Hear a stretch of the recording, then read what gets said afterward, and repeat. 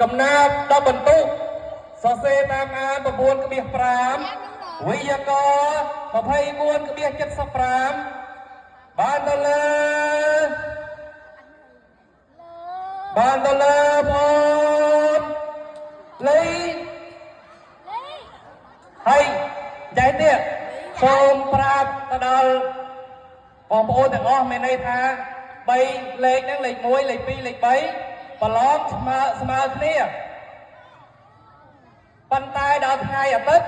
ឲ្យ3នាក់ហ្នឹងមកប្រឡងអាសាទៀតដើម្បីមិនអកតេទៅដល់បងអូនណាមួយយកចំណេះដឹងហើយក៏មិនបានរៀននៅក្នុងសៀវភៅដែរឲ្យសរសេរនៅខាងក្រៅអញ្ចឹងទៅដល់ពេលប្រឡងហើយបើនឹងថាបងអូនណាលេខ1បងអូនណាលេខ2បងអូនណាលេខ3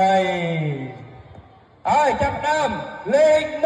1បានទៅលើបងលេខថៃមិនឃើញ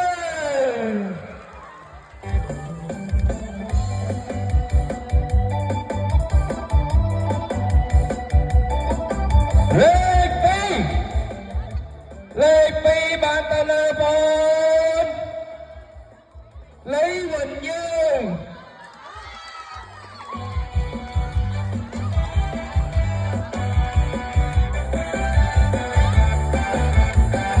លេ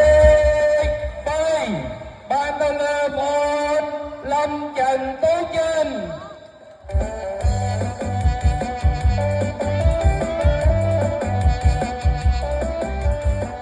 យ៉ាងហើយ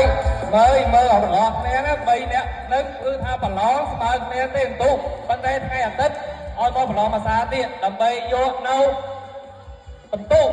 ហើយបូកសរុបមកគឺថាបងលេខ1លេខ2លេខ3លេខ4បានទៅលើបងចិនសូផានិត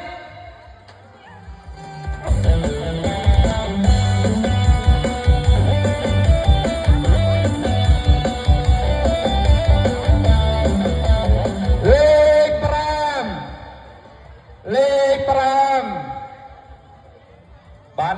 ណាលើកនេះយើងហ៎អូលេខ5បានទៅលើបងអូន